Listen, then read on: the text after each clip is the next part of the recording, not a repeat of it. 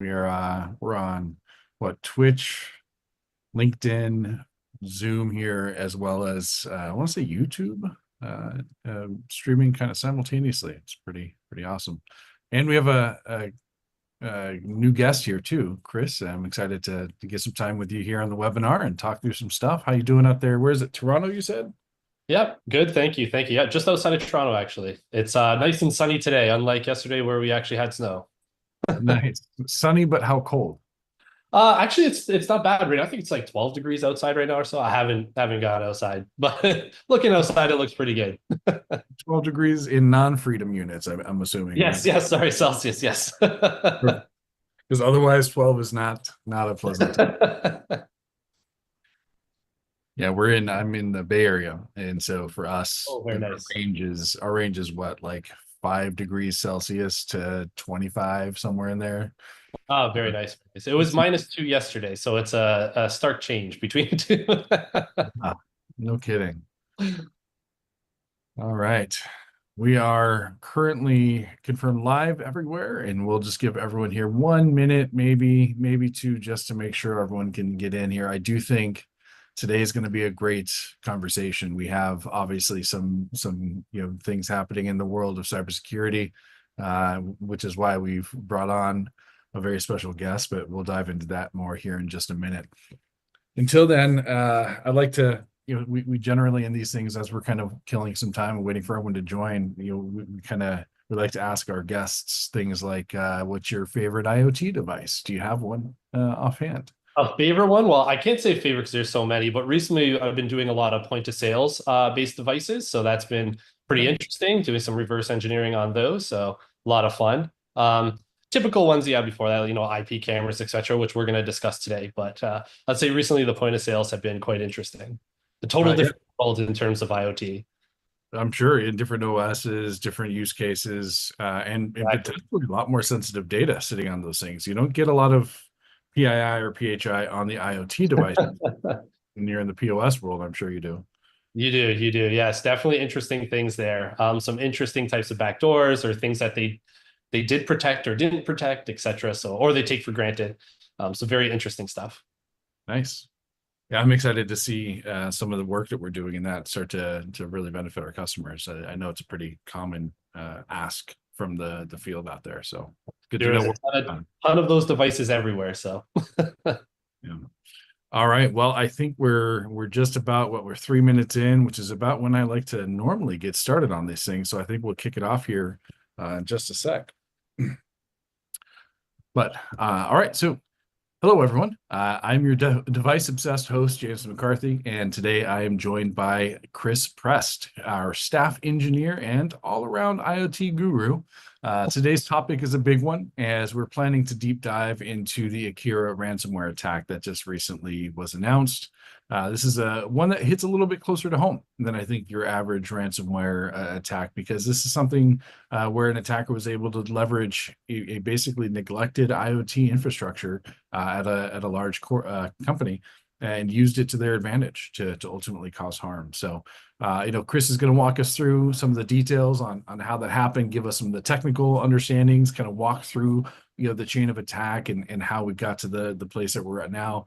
And then I'm going to end with a quick walkthrough of Phosphorus and how our platform, in combination with a well-formed IoT management practice, could have easily prevented this type of an attack and really prevented the outcome that the company had to go through. So, and with that, Chris, I do have to ask: do you think this is an isolated incident? Is this something we're going to start seeing more of? Walk me through what your thoughts are as somebody who kind of sees what's out there in the world and in the wild from a cybersecurity standpoint. well, that's a great question. And today we're going to be talking about specifically a webcam that was used, but the IoT space is so large. There's a lot of different types of devices. So starting with, do you think this is going to be more prevalent? Definitely, especially since this was actually a successful case, unfortunately, for the threat actor. Threat actors love to kind of copy each other. They look at different playbooks. They like to look at what was successful, what wasn't. And they definitely use trends to determine what they should do next. And that may be a threat actor that is sophisticated, or maybe a threat actor that is a little bit less sophisticated, that is maybe just an affiliate or getting started. they will look at these scenarios and they will expand upon them. And since web cameras are so prevalent, they're everywhere, as you mentioned, neglected, IoT, it's going to continue to flourish because there's so many devices. They're difficult to manage traditionally. They're exposed, or maybe they're not monitored as well. So I fully expect that you will see an expansion upon this type of attack, 100%. Yeah, that makes sense. And especially what you said there was, I think, really salient in that as soon as the cyber, kind of the criminal space picks up on one of these attacks becoming, really successful, the attack method starts to get copied, and you start to see it start, popping up in other places. And with just how mature and how good some of these endpoint detection tools are, like your CrowdStrikes of the world, it's getting harder and harder for these attackers to break through on the endpoint. So they're naturally getting kind of squeezed to the corners of the network, and they're trying to find other places to pivot. And it's just a matter of time before it becomes commonplace, unfortunately. And hopefully we can get out there and spread the good word and get these companies protected ahead of time so that it doesn't happen. But unfortunately, we know that those things take time, and unfortunately, we may not be able to move as quickly as the attackers, but at least we do have a solution for that. So that said, I'd love for you to dive in. Let's get started on reviewing this attack here and dig into those technical details. I'm pretty excited for that. Excellent. Sounds good. Let me just share just a second.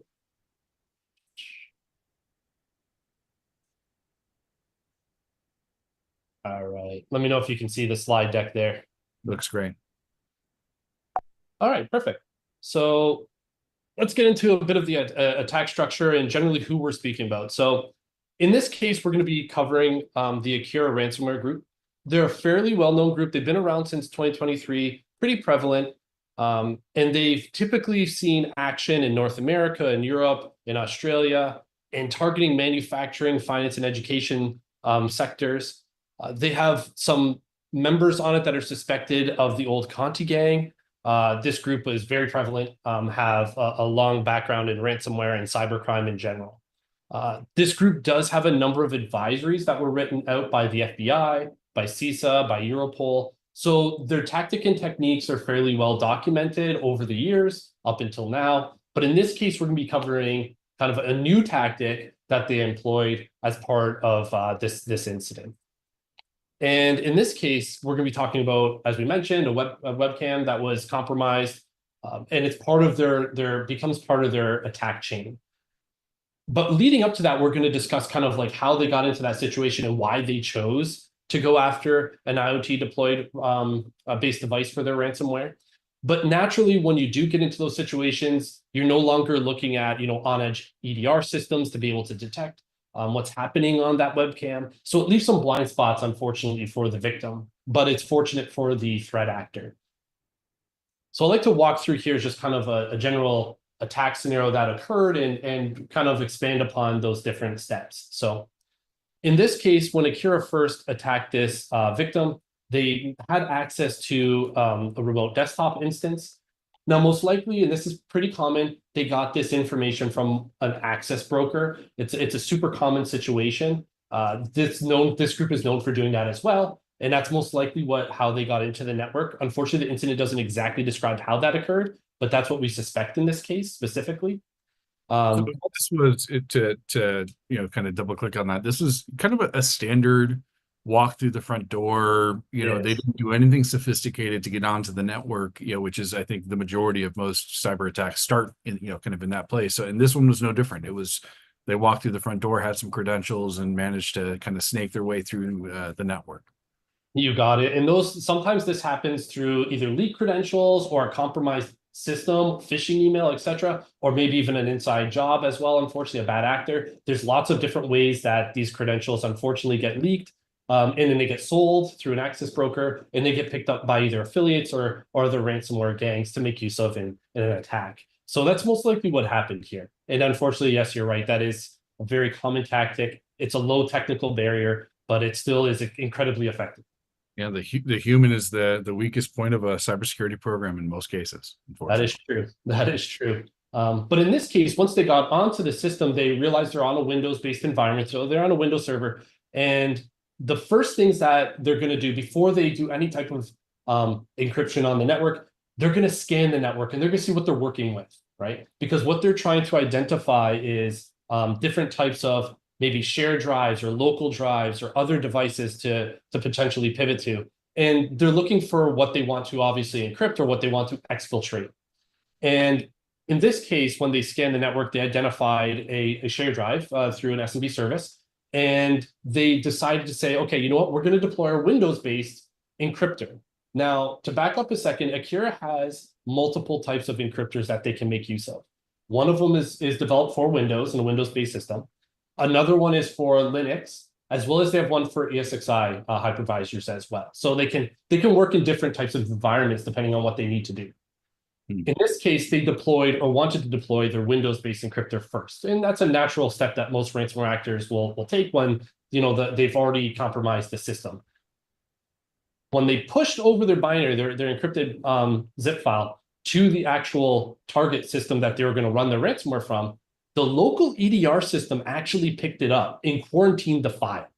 And the reason why that happened is a little bit unknown, but what that does is it causes kind of like their ransomware clock to start to tick.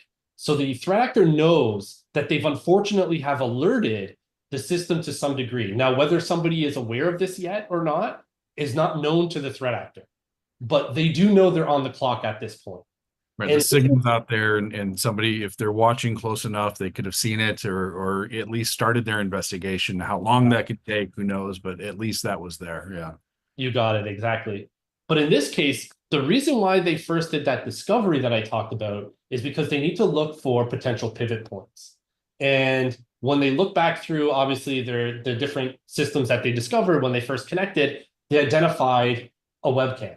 And after looking at that webcam, they're able to obviously identify the fact that it was vulnerable. It had an exploit that was out there. And in this case, it was a remote shell that they were able to get access onto the actual webcam itself.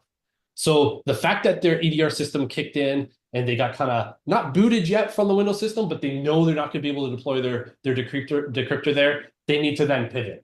Now, remember, they still have the target they want to go after. So they want to go after like that shared drive, for instance, with all those files. That could be real quick. Shoot.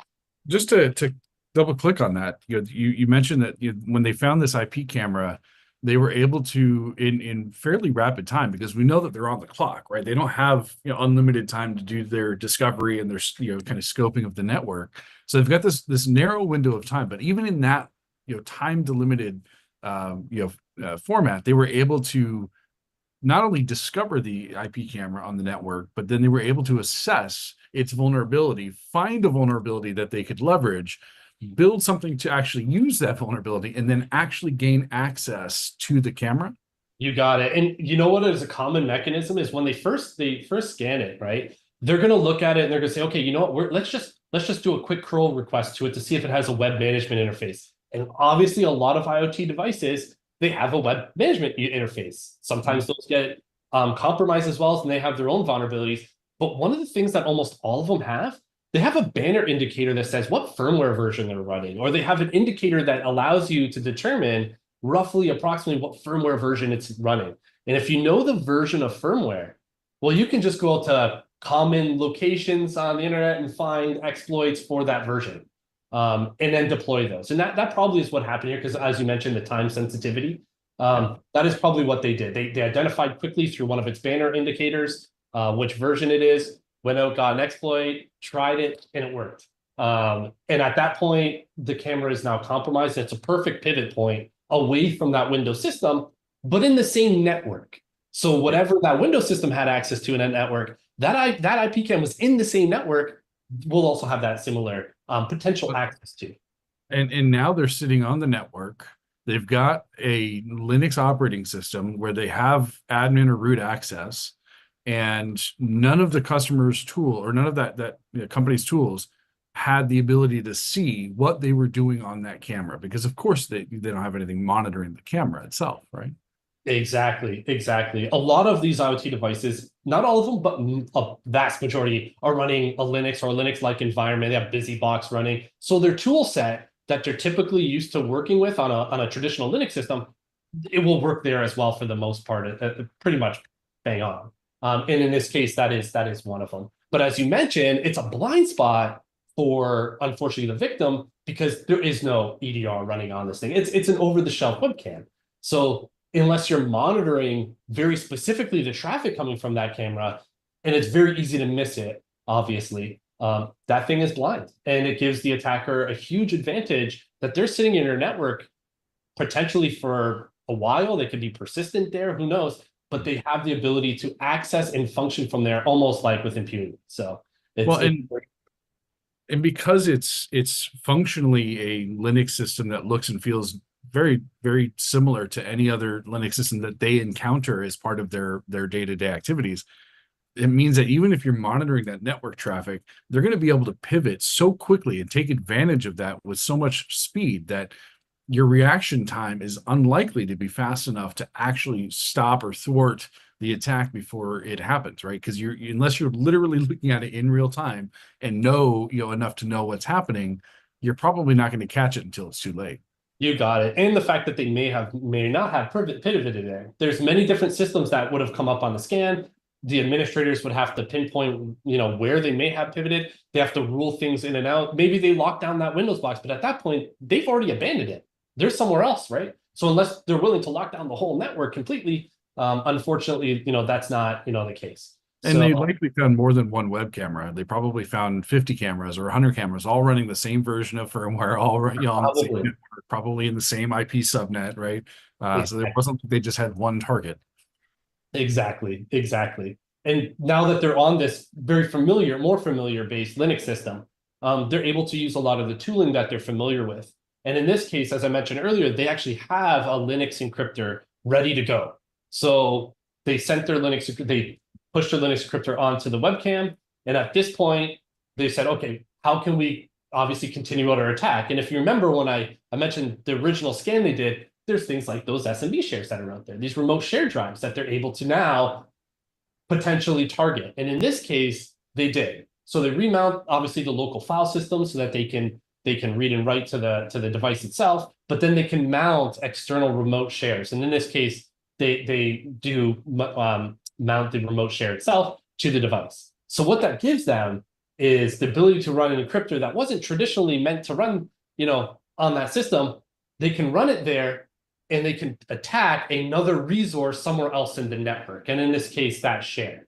Now, the key thing that you have to remember is obviously a camera is pretty low powered. And you may think, well, how long is it going to take to encrypt potentially a large share successfully, right? A lot of ransomware over the years has obviously added new features, but a very common one that most ransomware and Akira has is being able to encrypt a percentage of a file. And what that gives them is the ability to say, I know I can sufficiently encrypt enough of this file to make it unusable for the victim, unfortunately. But it will reduce the amount of time it takes to do the whole file system, or as many files as you can get that are obviously high priority for you. You can, a lot of them prioritize based off file type as well. So if they see a certain type of file, maybe a doc, they'll encrypt the whole thing right away, real fast. Or if they see something like what you typically get on ESXi host, maybe a VM disk, they won't encrypt the whole thing because that can take a really long time. And on a low-powered device, like a camera, that's not really feasible. So they have those ability and those options to increase their success rate when they are attacking a remote share. And in this case, they would have most likely did that. We don't have any incident data that details exactly what happened because again, this is it's a blind spot. So once they kind of pivoted, you lose that. But in this case, they would have went after it in that manner. They would have realized, hey, we don't have that much time. We've already alerted the EDR system on the Windows host. We need to probably quickly encrypt that remote share. And oh, sorry, go ahead. No, and they could have, and for all we know, and in future attacks, they could have done this too. They could have just compromised multiple cameras and taken that attack on multiple fronts, right? They didn't need to just find one system. They could have done it to 50 of them, right? And with simple scripting, you could do that pretty easily. Or they could use it for persistence. They could have potentially sat inside one of the cameras without attacking anything yet and just waited for the remediation to happen and then just pop back in later. That is definitely possible, especially when you're dealing with a device that doesn't have, an EDR system, potentially doesn't have any real network traffic monitoring to it, or you could slip into the traffic and it gets unnoticed somehow. They could have used that for persistence and sat there, but instead, in this case, they weaponized it and used it for as the encryptor to target those remote share files specifically. But in all, that's pretty much the overall attack that occurred here. It's quite remarkable. And as you asked earlier at the beginning of the show, do we expect this to happen more often? As you can see how easy it is to pivot to a device like this, to identify potentially what firmware they're running, potentially identify an exploit that is already out there for that, and then making use of that and weaponizing it. It's not that difficult. It is definitely something you're going to see other people do and learn from. And I would expect to see this happen more often. Yeah, I think that's the big message here is that this was the market and the industry proving that the best endpoint protection on the market still isn't enough because it's only part of a much larger cybersecurity hygiene program that should be employed. And part of that is making sure that anything that's capable of running applications or doing things like mapping and network share should be considered an endpoint and should be treated with just as much focus and attention as anything that's running a human interface device like an actual desktop or laptop, because these holes are everywhere on the network.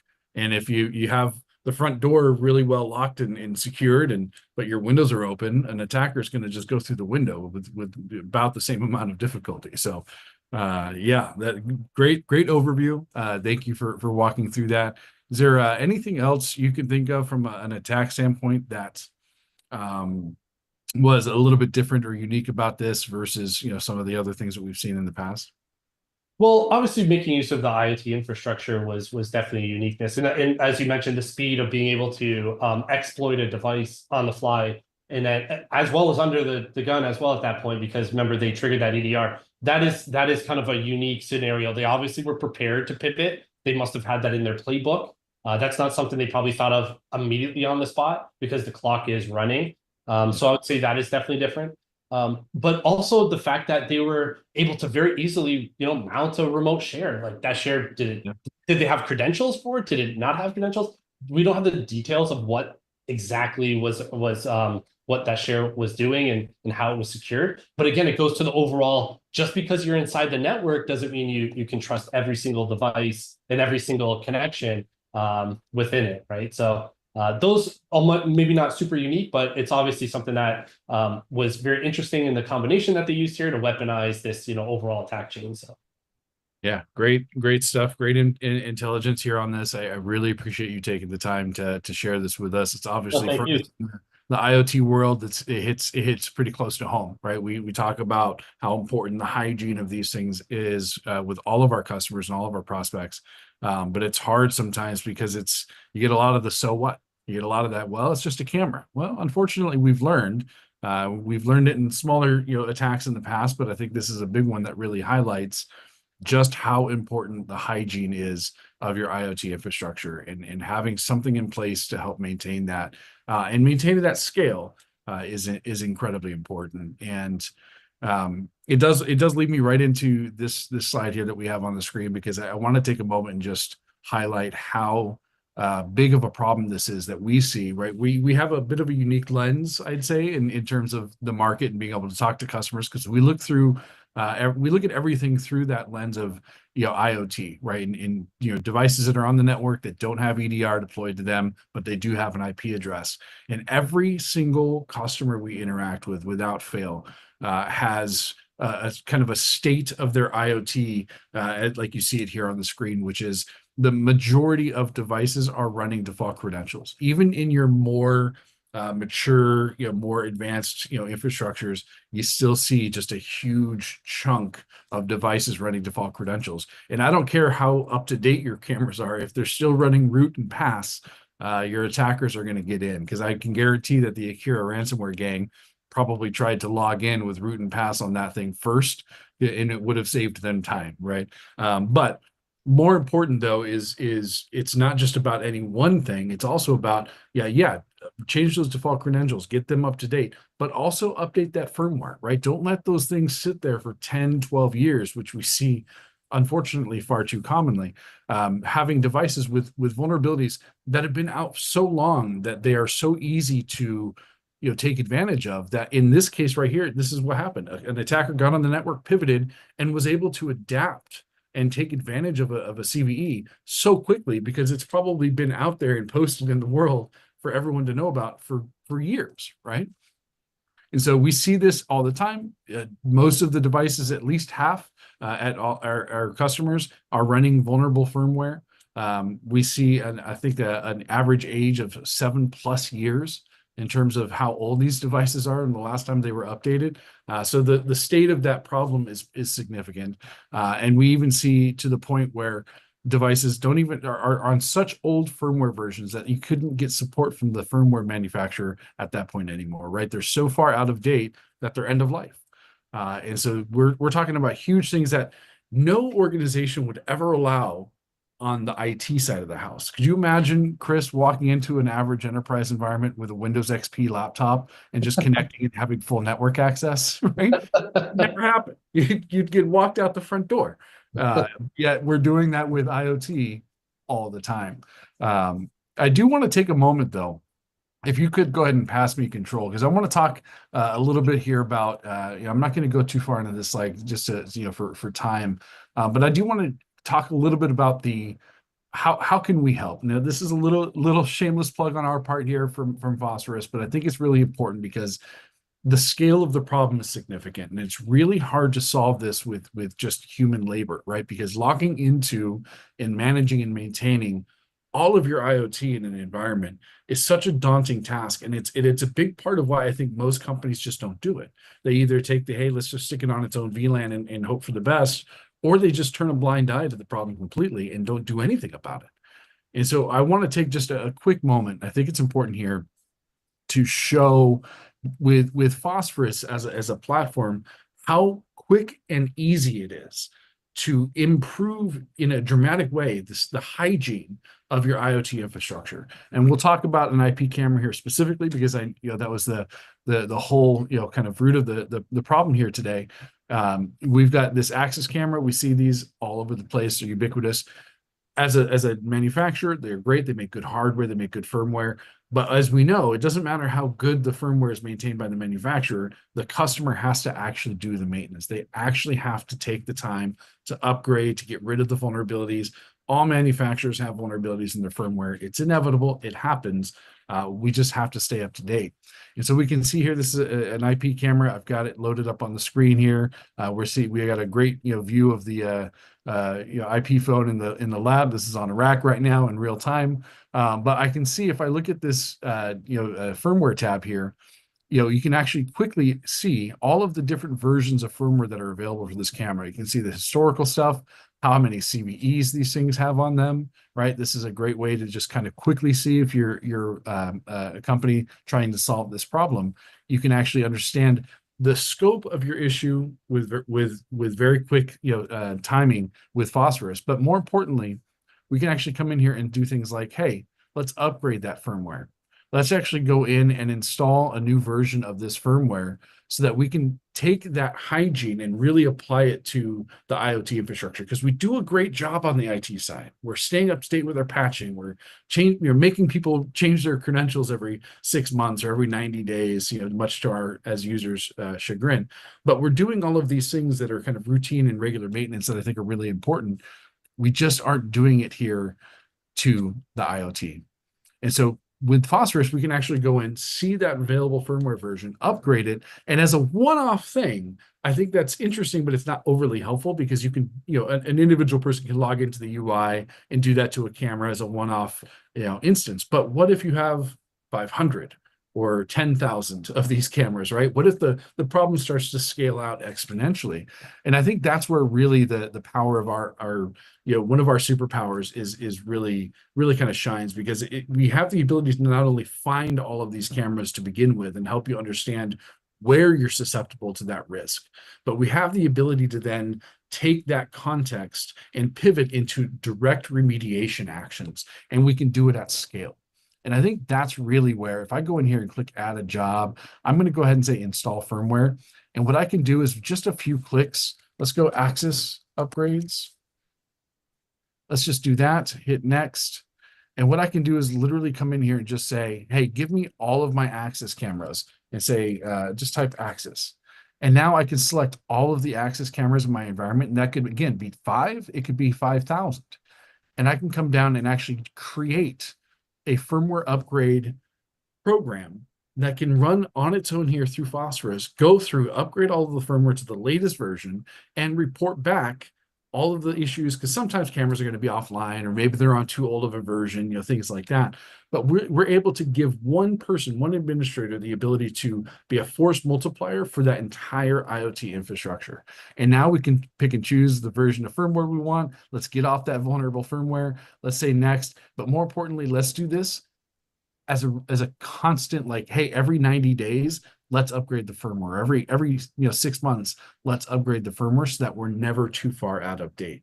And all things that you could do in the platform, all very simple, and not something that you have to spend hundreds and hundreds of hours working on. It's very, very simple and very easy to do. So I know that's a bit of a shame. We don't generally like to do these kinds of advertisements on Phosphorus Live, because we try to make them more informational about the space. But I do think this one's so important because it's such a big attack where the entire core, the root of the problem was a neglected IoT device. And we have that solution. It's here. Talk to us. We're happy to help. And we're happy to help you even build your IoT lifecycle management program as well, not just the discovery itself. So with that said, I'm going to go ahead and stop sharing. We'll see if we have any questions in the chat. We don't get Chris, we don't get your time on these things very often. You're a busy man as our staff engineer. You know the world of IoT with millions and millions and billions of devices, and so you've got your hands full there. But I want to make sure that we give people the opportunity to ask questions here. And I know we get a lot of these questions come in after the fact. People watch this on replay. They watch it on the, any one of the different streaming platforms that we have. Again, we're on, LinkedIn Live, we're on YouTube and Twitch, and we're here on our Zoom conference call. So we get a lot of replays where people will then come back later and ask questions, so we can always wrap up with that. And I do see one question here. They were asking about, you had mentioned early in the webinar that there was kind of a connection, or an assumed connection, between the Akira ransomware group and the Conti ransomware group, who I think anyone in the cybersecurity space is pretty familiar with the Conti group. Can you expand a little bit on what that connection is between those two groups? Sure. So it's suspected because the crypto wallet payments that were made between known Akira members and some past Conti members took place. So those transactions took place. So most likely there was a link between the two. So that's why it's very suspected that some of those members may be working with or working for this gang specifically. Yeah, and which actually is interesting, because it means that some of the old guard, as old as much as you can call the Conti group an old guard, they're learning and they're adapting. They're changing their tactics, maybe under a new flag, but it's a very established group of people who have figured out a new vector, and so I can't imagine this is going to go away anytime soon. Very true. Very true. Awesome. Well, hey, I think we're going to go ahead and wrap up here. Just a couple minutes past our timing, but Chris, I really appreciate you taking the time, man. I want to get you back into the lab and working on those devices as quick as possible. But I appreciate your time, man. Thank you so much. It was a blast. I appreciate it. Awesome. All right. Thanks, everyone, again for joining the live webinar. We do these once a month. Just as a reminder, we're streaming live across several different platforms. If you can't catch it here, feel free to catch it on any of those other venues. But also, we're going to have a lot of this content replayed and shared out after the fact. So if you want to watch it offline, you're happy to. And if you have any questions, anything comes up that you want to dig into a little bit more and talk to us about, we're here to help, and we're here to answer those questions. So thank you for the time. Appreciate everyone, and have a great weekend.